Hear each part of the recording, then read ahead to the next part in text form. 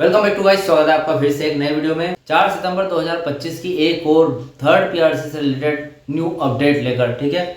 यहाँ पर गाइस देखिए, बीएसएनएल थर्ड पीआरसी तो बहुत ही जल्द लागू होने वाली है, ठीक है।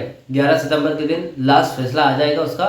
लेकिन उसके पहले फिर भी जो कर्मचारी है बीएसएनएल के, उनके मन में एक डर बैठा हुआ है, जो कि एक डाउट है थर्ड पीआरसी के बाद को लेकर। अगर थर्ड पीआरसी लागू हो जाती है उसके बाद एक डर है, ठीक है, एक डाउट है। उस डाउट के लिए जो बीएसएनएल कर्मचारी है वो फिर से जो निर्देशक के डायरेक्टर एक बार और फिर से उनसे मुलाकात करना चाहते हैं। तो वो इस चीज से डर रहे हैं बीएसएनएल एम्प्लॉइज। आज इस वीडियो में आपको बताने वाला हूं। चैनल पर नए हो तो सब्सक्राइब करें। मेरा नाम है सुनील विश्वकर्मा। जानकारी यूजफुल लगे तो एक लाइक करके जरूर जाना। चलेगा, इस बढ़ाते हैं वीडियो को आगे।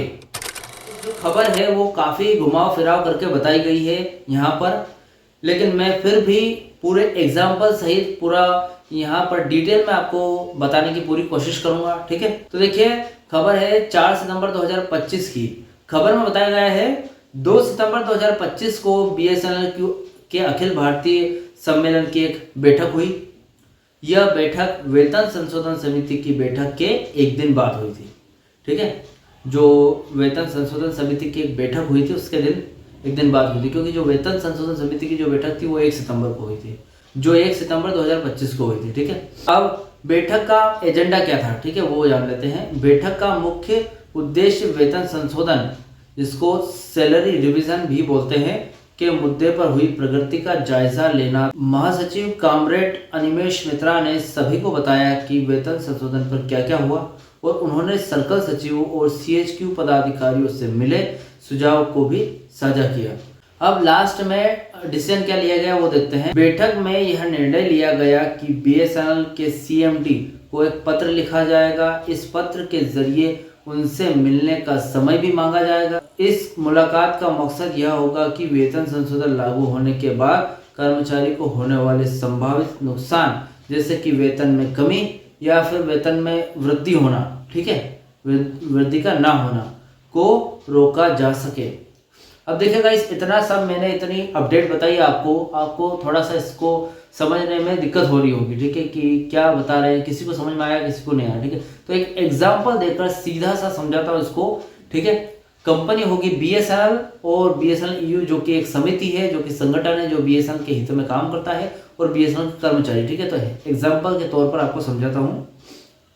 मान लीजिए किसी कंपनी में कुछ कर्मचारी है जिनकी तनख्वाह कई सालों से नहीं बढ़ी, ठीक है। बहुत सारे ऐसे कर्मचारी होते हैं जो 5 साल 6 साल कंपनी में काम कर चुके होते हैं, लेकिन उनकी तनख्वाह जहां है वहीं की वहीं अटकी रहती है, उनकी सैलरी नहीं बढ़ती है, ठीक है।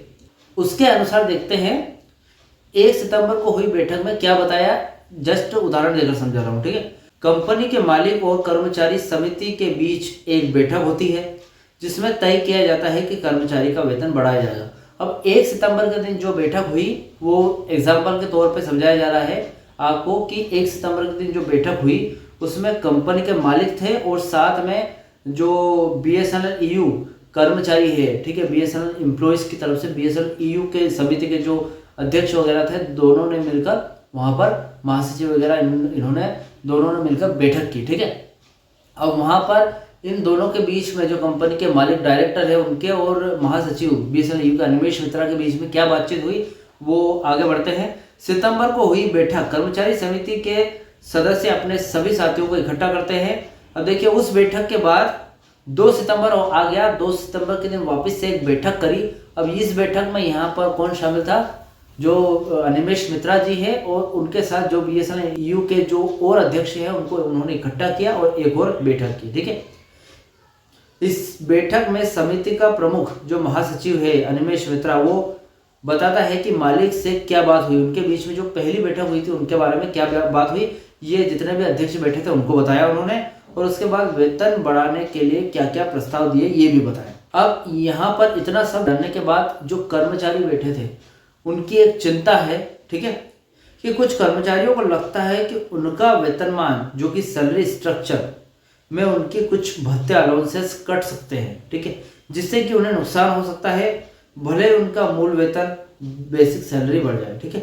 अब यहाँ पर जो चिंता है वो बताई गई है कि यहाँ पर जो कर्मचारी है जो कि बीएसएनएल एम्प्लॉइज है, वो उनको अभी भी लगता है कि अगर थर्ड पीआरसी भले ही लागू हो जाए, लेकिन उसके बाद जो उनकी मूल वेतन सैलरी वो तो वैसी की वैसी रहेगी, लेकिन इसके लागू होने से जो उनके भत्ते वगैरह है, अलाउंसेस, वो कट सकते हैं और इससे उनको नुकसान हो रहा है। ठीक है, तो ये फिक्र उनको खाई जा रही है। अब इसका क्या यहाँ पर अगला कदम में क्या करेंगे, सभी कर्मचारी मिलकर तय करते हैं कि वे फिर से मालिक से मिलेंगे। ठीक है, अब एक मीटिंग तो 1 सितंबर को हो गई जिसमें अनिमेष मित्रा जी मालिक से मिल गए थे। ठीक है, डायरेक्टली जिससे उन्होंने मुलाकात की, थर्ड पीआरसी के मुद्दे पर बातचीत की, थर्ड पीआरसी को लागू करने के लिए यहाँ पर मुद्दा भी उठाया और दबाव डाला। ठीक है, लागू होगी भी सही। ठीक है, लेकिन यहाँ पर कर्मचारियों को जब उन्होंने बताया अनिमेष मित्रा जी ने कि ऐसा ऐसा हुआ है हमारे बीच में, तो उन्होंने कुछ चिंताजनक विषय के बारे में बताया अनिमेष मित्रा जी को कर्मचारियों ने।